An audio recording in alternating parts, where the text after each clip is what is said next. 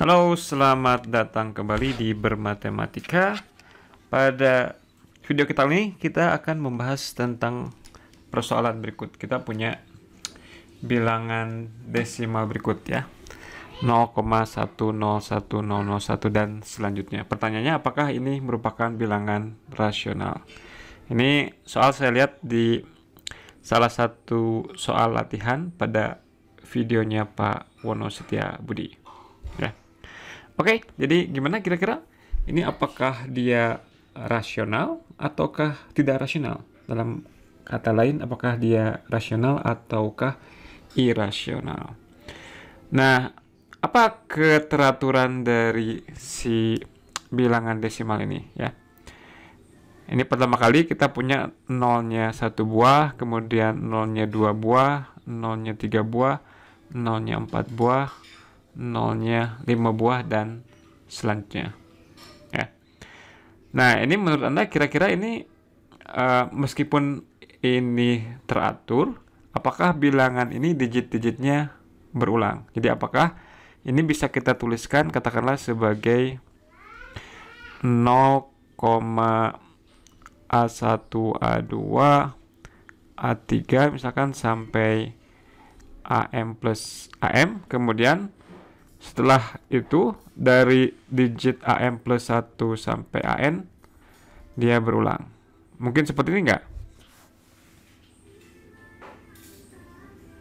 Kira-kira gimana? Nah, ini mungkin agak untuk meyakinkan diri sendiri atau untuk meyakinkan pembaca bahwa nggak pernah seperti ini. Ya, bergantung seberapa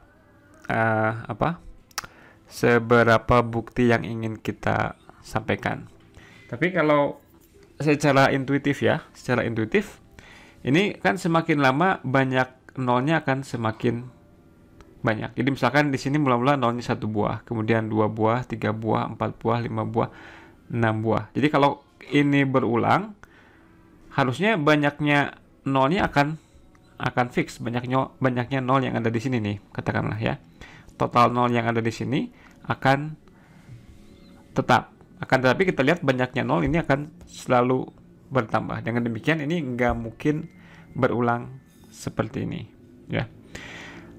Nah, sekarang persoalan ini akan kita perumum menjadi persoalan berikut. Kita ingin menunjukkan, kita mengklaim bahwa jika desimalnya tidak berulang, jadi ini enggak ya, nggak mungkin seperti ini ya. Jika desimalnya tidak berulang,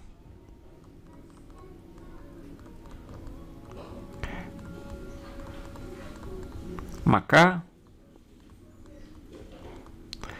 tidak rasional, maka irasional. Ya, ini yang ingin kita tunjukkan. Pada video sebelumnya, apakah ini yang kita tunjukkan? Anda harus hati-hati ya, membedakan pernyataan yang kita klaim di video ini dengan video yang sebelumnya. Pada video yang sebelumnya yang diklaim adalah kalau kita punya bilangan desimal yang berulang, maka dia rasional. Ya, berbeda ya? Jelas nggak perbedaannya?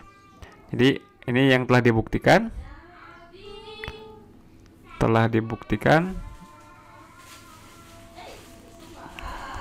Jika rasional, jika berulang, maka rasional. Pernyataan yang kedua ini berbeda dengan pernyataan yang pertama. Kalau Anda nggak melihat perbedaannya, mungkin Anda harus mereview kembali tentang logika matematika. Nah, si klaim 1 yang ingin kita buktikan, dia nilainya ekivalen dengan, jadi klaim ekivalen dengan apa? Ini kan kalau kita lihat ini sebagai P maka Q, jika P maka Q ini ekivalen dengan tidak Q maka tidak P. Jadi apa? Pernyataan yang ekivalennya jika suatu bilangan rasional, katakanlah jika X rasional, maka digit-digit desimal dari X tidak seperti ini. Kalau tidak seperti ini berarti berulang.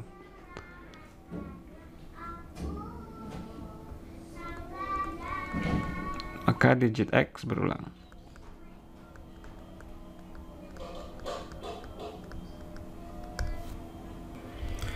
Oke, kalau kita tulis ulang kembali, inilah yang ingin kita buktikan, yakni bahwa kalau X-nya rasional, kita ingin menunjukkan bahwa digit-digit X akan berulang. Oke, perhatikan hal berikut. Kalau kita punya sembarang bilangan X, katakanlah di sini, pasti si X ini akan terletak di antara suatu bilangan bulat dengan bilangan bulat berikutnya. Ya, X-nya masih boleh sama dengan K. Jadi, pasti ada K, sehingga si X ini terletak di antara ada K-nya bulat. Apapun X-nya, pasti si bilangan real itu terletak di antara dua bilangan bulat yang berurutan.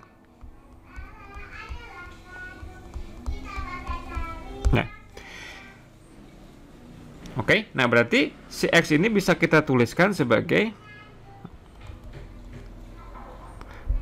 X sebagai K ditambah sisanya, ya.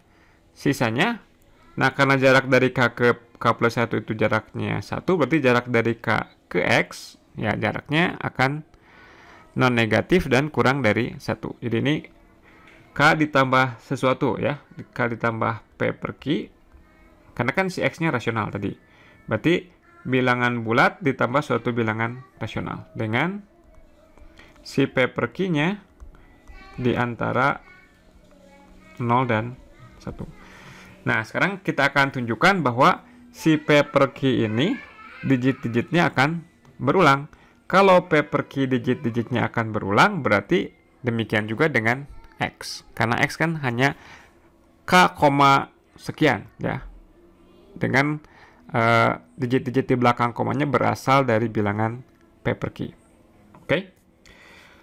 Oke, nah dari fakta bahwa P per Q kurang dari 1, perhatikan bahwa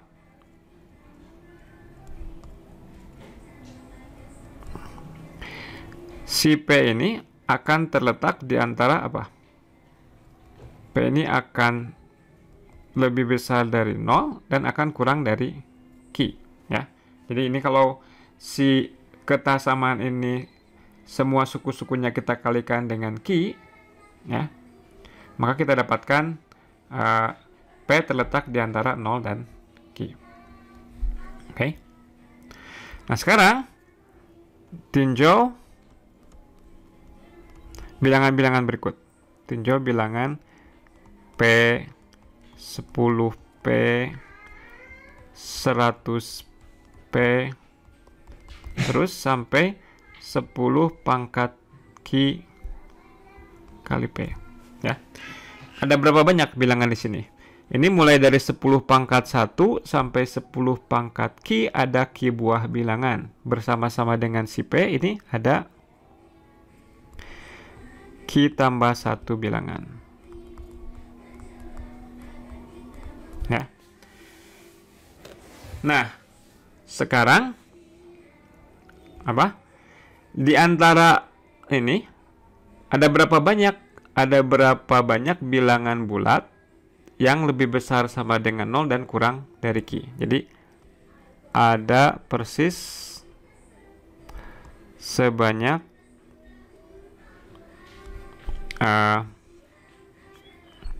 pertama kali mungkin, jadi kalau kita punya sembarang bilangan nih, ya, kalau kita bagi dengan Q, mungkin ini kita hapus dulu.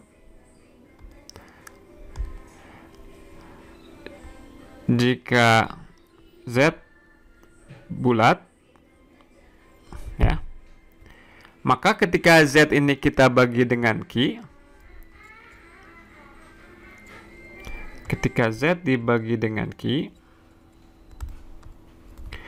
berapa sisa yang mungkin? Sisa yang mungkin adalah apa? ketika Z-nya kelipatan Q, Z dibagi Q berarti tanpa sisa, sisanya 0 ya. Jadi sisa yang mungkin bisa 0, bisa 1, bisa 2 sampai Q-1 ya. Karena kalau lebih besar dari Q-1 berarti masih bisa dibagi dengan Q ya. Jadi ini ada sebanyak berapa banyak? Q kemungkinan ya. Oke. Nah, ini tadi di atas kita punya Q tambah satu buah bilangan. Dan di sini kita ada Q buah kemungkinan sisa. Jadi, katakanlah sejelek-jeleknya di antara Q tambah satu bilangan ini, kalau kita paksa sisanya berbeda semua, hanya mungkin yang berbedanya ada sebanyak Q buah di antara bilangan ini. Ya. Jadi katakanlah misalkan si P ini sisanya 0, yang ini sisanya 1, ini sisanya 2, dan selanjutnya. Sampai yang 10 pangkat Q-1 sisanya adalah Q-1. Nah, sisanya yang ini, yang terakhir, pasti akan bersisa salah satu di antara ini. Jadi apa sih yang mau saya katakan? Yang mau saya katakan bahwa di antara bilangan-bilangan ini, pasti ada dua bilangan yang sisanya sama. Ya, karena ini ada Q tambah satu bilangan, ini ada Q buah kemungkinan untuk menjadi sisa. Ya, kalau Anda sudah belajar pigeonhole, ini kurang lebih mirip prinsip sarang merpati ya. Jadi akibatnya ada 10 pangkat M kali P dan 10 pangkat R kali P. Katakanlah dengan M-nya lebih besar dari R, sehingga ketika dibagi Q, keduanya bersisa sama.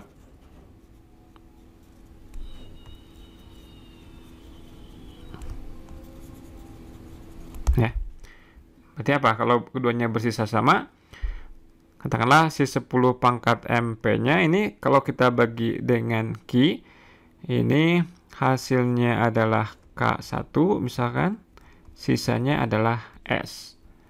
Sedangkan yang satunya lagi 10 pangkat R kali P, ketika dibagi Q, dia hasilnya K2, sisanya S juga. Ya.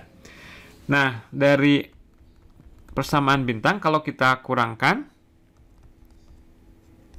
dari bintang, kita dapatkan 10 pangkat MP dikurangi 10 pangkat R kali P sama dengan apa?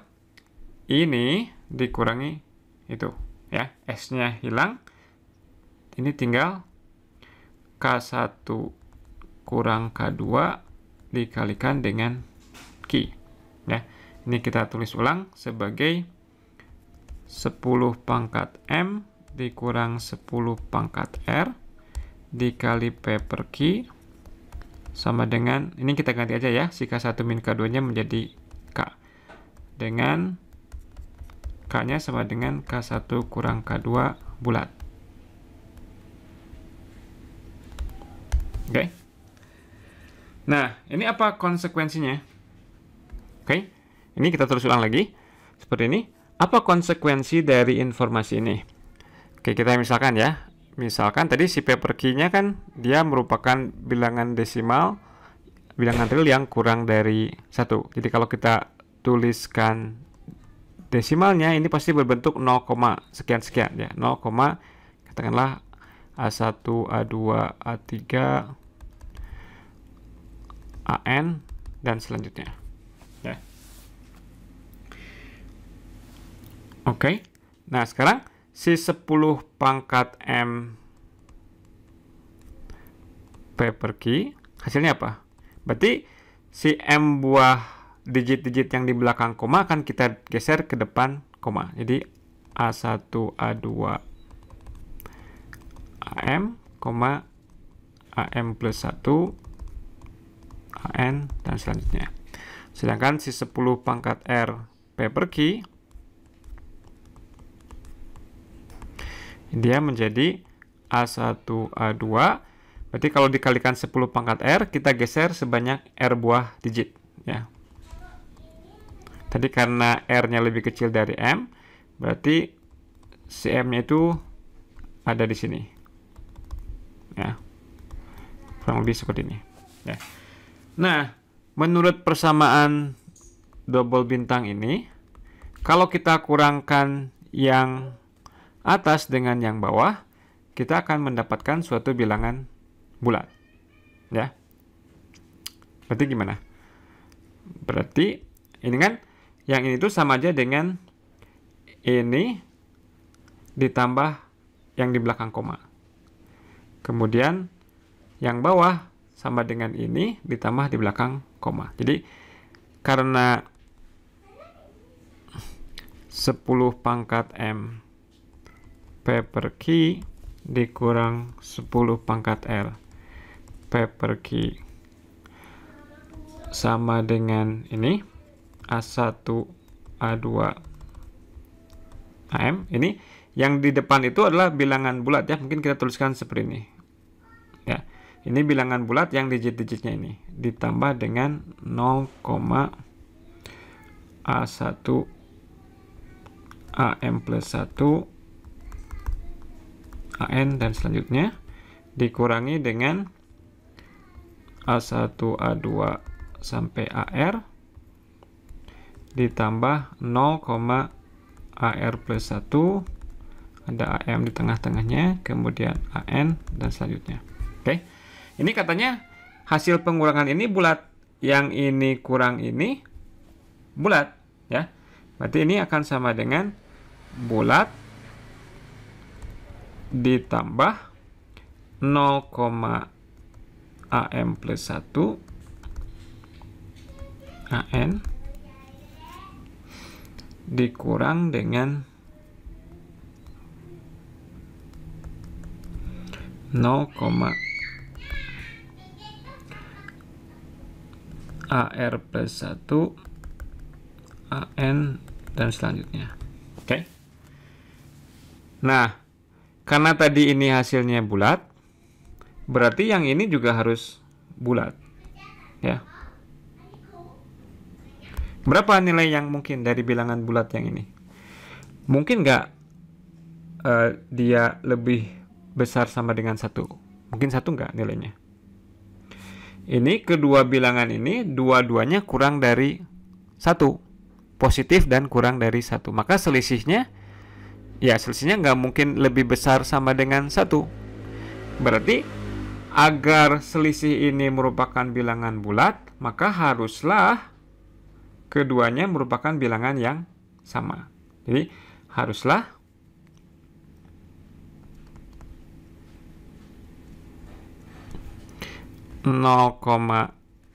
AM plus 1 AN dan selanjutnya sama dengan 0, AR plus 1 dot ada AM mungkin sini, kemudian AN ya. Oke. Nah, konsekuensinya apa kalau si dua bilangan desimal ini sama? Berarti yang ini sama dengan ini, AM plus 1 sama dengan AR plus 1, atau kita balik aja, AR plus 1 dulu aja di sebelah sininya.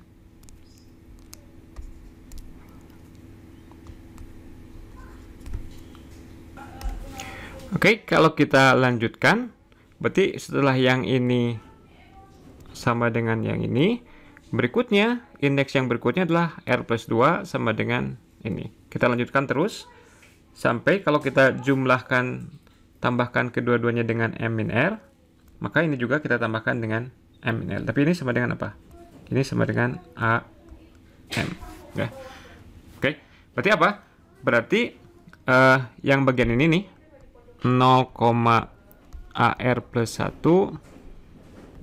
dot sampai AM ya. Nah, berikutnya AM plus 1 dot sampai A 2M min R. Oke. Yang ini itu